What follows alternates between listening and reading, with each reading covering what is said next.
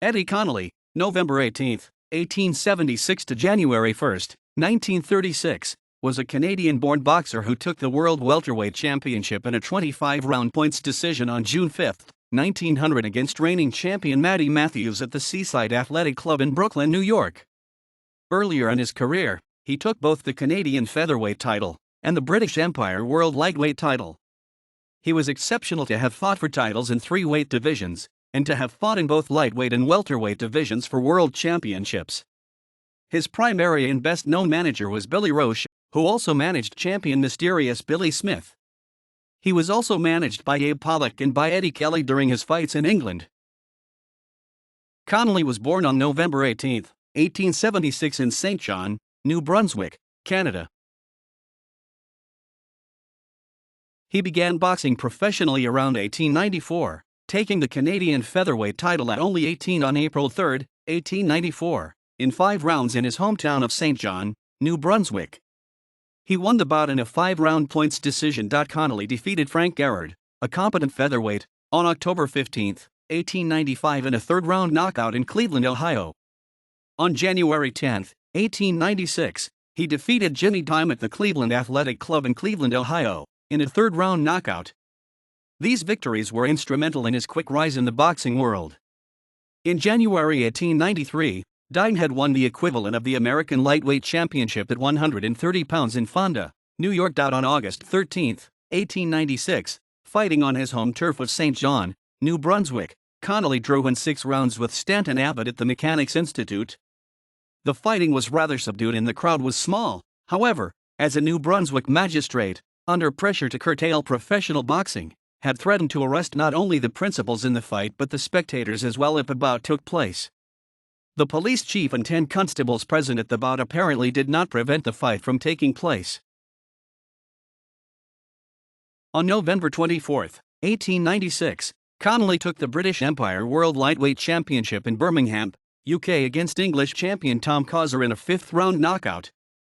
It was an important win, and a widely recognized world title, though not recognized worldwide, particularly the United States. Causer was a formidable opponent who, according to one source, had lost only 1 bout prior to 1896. He was the favorite in the pre-fight betting at odds of 6-4 and a sizable purse of £200 was at stake. The fighting was fierce and often close throughout, with the first full count in the 5th round. On January 28, 1897, Connolly fought the great British boxer Dick Burge to a 10-round draw at the Olympic Club in Birmingham, England. Burge was the favorite at 143 pounds, with Connolly 5 pounds lighter at 138. The bout caused unusual excitement, crowds flocking to the doors of the clubhouse, and it required extra policemen to preserve order.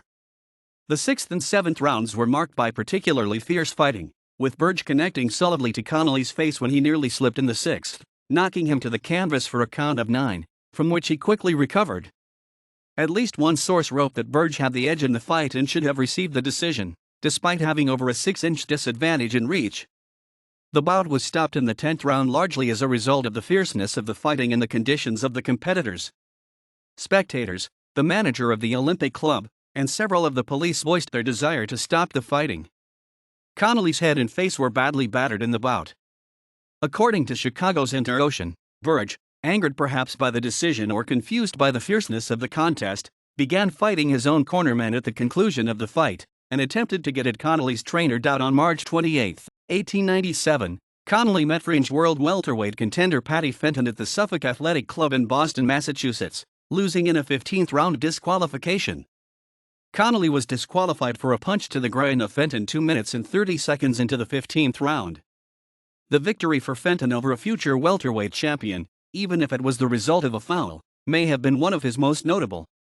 Around September 1911, around the age of 38, Fenton would perform an exhibition bout with the young welterweight Abe the Newsboy Hollander Sky, a future Panamanian heavyweight champion, at the New London County Fair. According to Cyberboxing Zone, Connolly competed unsuccessfully for the World Lightweight Championship on April 28, 1897 against reigning champion George "Kid" Levine in Brooklyn, New York, losing in an 11th-round technical knockout.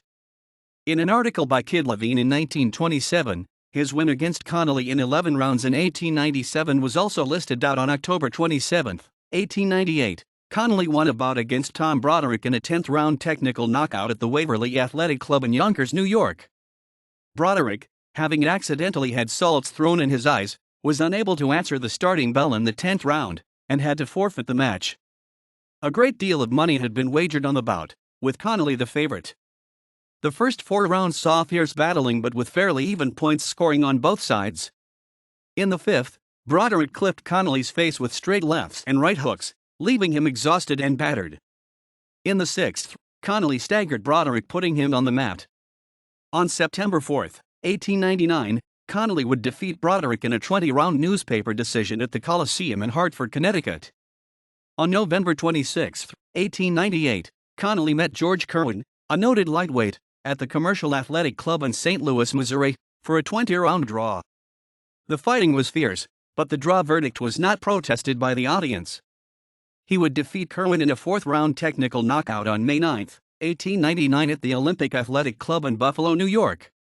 Kerwin was the victim of continuous rights and lefts from Connolly, who had the better of the bout from the early rounds. Connolly was finally knocked down by a left to the jaw in the 4th round. 3 months later, Kerwin would take the lightweight championship of Iowa on August 31 against Jim Sellers. On July 31, 1899, Connolly lost to Matty Matthews in New York in a 25-round points decision at the Coney Island Sporting Club. The referee decision was not popular with many in the crowd, but several more knowledgeable observers ringside agreed with the decision. On October 27, 1899, Connolly met Matthews in a 25-round draw at the Broadway Athletic Club in Brooklyn. The 15th and the 21st rounds were marked by the heaviest battling, with Matthews down for a count of 5. It was a fierce combat throughout the fight and both men were marked noticeably. At least one reporter felt strongly that Connolly had the better of the bout. In an important win on December 15, 1899, Connolly defeated William "Kid" McPartland in a 25-round points decision, again at the Broadway Athletic Club in Brooklyn. Both boxers fought at a weight near 138, close to the lightweight limit. Connolly took the initiative from the early fighting, scoring points with lefts to the body and rights to the head of McPartland. McPartland may have landed heavier blows, particularly lefts to the chest and face, but Connolly landed more often, thus winning on points.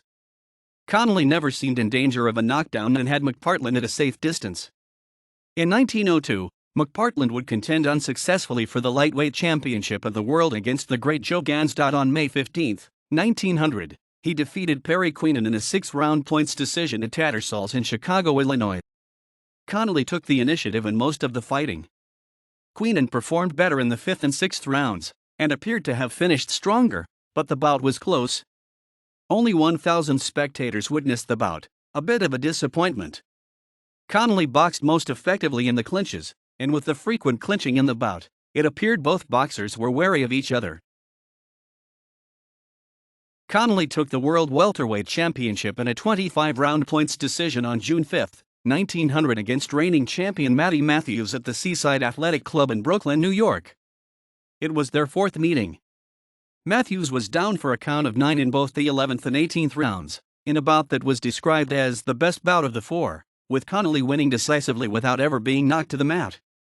Matthews was also down shortly before the final bell from a strong right to the face.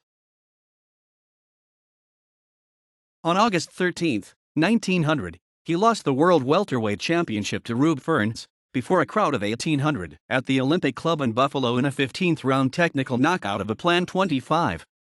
In the final round, Connolly threw up his hands after 3 light shots to the ribs, indicating he could not continue the bout, and his seconds threw in the towel. On January 6, 1902, Connolly lost to one of the greatest American light and welterweights in American history, the great champion Joe Gans, a black boxer of considerable skill and achievement.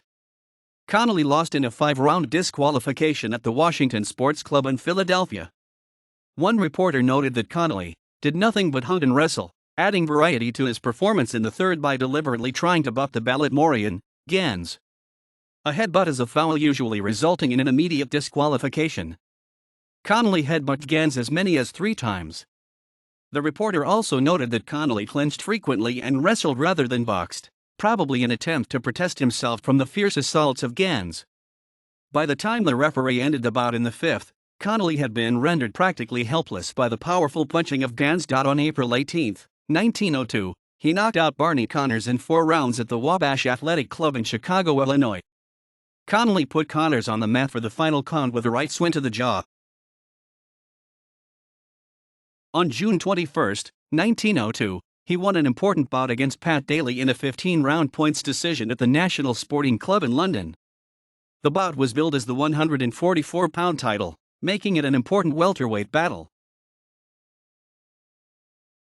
On July 19 and August 23, 1902, Connolly faced boxer Jack Palmer twice at the Jeannette Circus in Newcastle, England, losing the first bout in a 20-round decision, and the second in a 6th-round technical knockout. In their third and final meeting, on November 24, 1902, Connolly lost to Palmer in London at the National Sporting Club in a 15-rounds points decision. Palmer was considered an English middleweight champion at the time of the bout. Palmer took $1,000 for the win, with Connolly receiving only $250. The battling was hard and fast throughout. Fighting normally as a welterweight, Connolly may have been outweighed by the middleweight champion. At least 3 sources considered the bout for the middleweight championship of England at 158 pounds, though Connolly, perhaps because of his weight or his status as a resident of America, was not eligible to box for the British title. On September 15, 1902, Connolly was defeated by English boxer Tom Woodley in an 11th-round points decision at the Wonderland Club in London. The bout was staged as a match for the British Commonwealth welterweight title at 144 pounds.